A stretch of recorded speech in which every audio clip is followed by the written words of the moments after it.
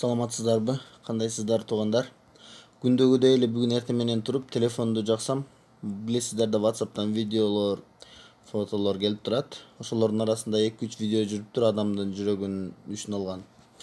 Ушу мечитке кирип мусулмандарды атып жаткан видео жөнүндө айтып жатам. Көрсөңүздөр керек. WhatsApp'тан деле таркап жатат, башка жактардан деле.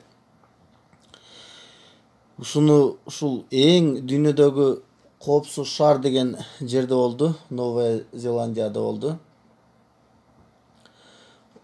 Баягы видеонун толугу 19 мүнөттүк экен, алар атайын прямой эфирден көрсөтүшкөн. Коркутабыз дегенби башкабы ою. Ал видеону бирок издебей эле койгула. Ал көргөндөн эч кандай пайда таппайсыңар. Мен дагы адашып көрүп алдым десем жаңылышпаймын. Аны көрсөңүздөр ошол биздин мусулман бир туугандарды өзүңөр атып аткандай эле болот экенсиңер. Анткени баягы фашисттер пешенесине камераны коюп алып туруп тартышыптыр. Атышып, кайра чыгып, кайра киришип, дагы анча-мынча өлүп калгандар болсо кайрадан атышып.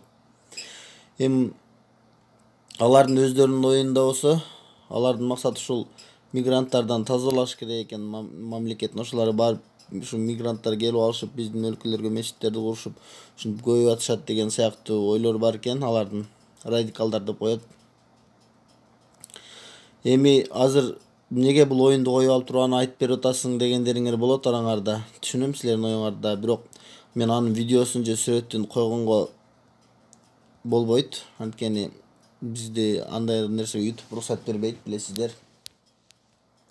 Новостной каналдардан көрсөңөр болот, новостной каналдарда толтур эле чыгып атат. Ал жакта мындайча айтканда, мындай бекитилген, жашырылган видеолор чыгып атат, анча-мынча жерлери, баягы коркунучтуу жерлерин жок кылышып. Ошол жактан көрсөңөр болот. Бирок мен айтайын деген оюм эмне болуп баратат жашоодо. Акыры баягы китептерден окудум эле мен бир. Кийин акырында барып чынын айтсам, Куранда кандай жазылганын чынында билбейт экем, кечиресиңер, бирок капырлар менен ушу мусулмандар дүйнөнүн акырында уруп согуш чыгат деген жерлер бар да. Ошондой нерселер башталып атабы деп коркот экенсиң.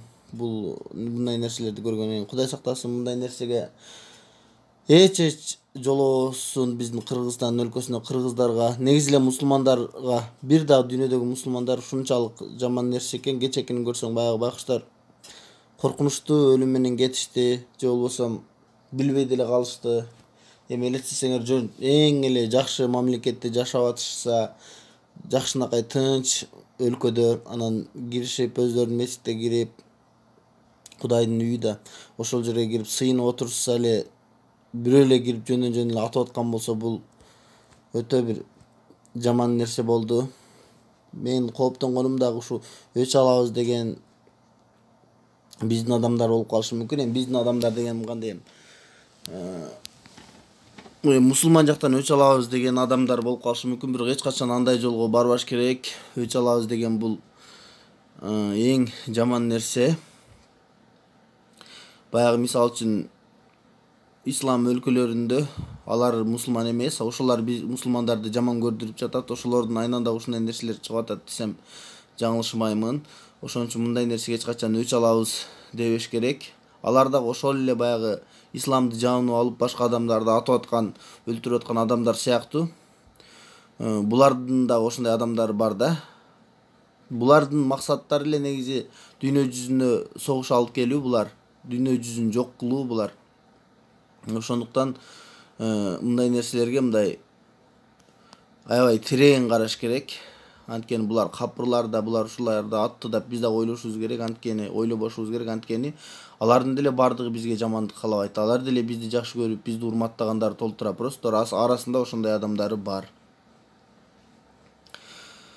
Ошону көрүп алып, баягы жашоого болгон оюң бузулат экен. Ошол видеосун көрүп алып, анан жөн эле бөлүшүп кетейин дедим сиздер менен. Мындай нерселерден Кудай сактасын, уруш жашоодо эч качан болбосун, тынчтык эле болсун. Тынчтык. Бардык эле адамдар мындай тынчтыкты каалайт да, бардык эле адамдар бактылуу болуп жашагысы келет. Ошондуктан мындай нерсени эч кимге дүйнө жүзүндө эч кимге каалабайт элем. Сак саламатта болуңуздар, сиздер дагы. Каналга жазылып койгула, анткени бул жерде ой пикирлерди бөлүшүп турабыз. мындай маалыматтарды жеткиргенге аракет кылып турам. Бар болуңуздар, сак болуңуздар.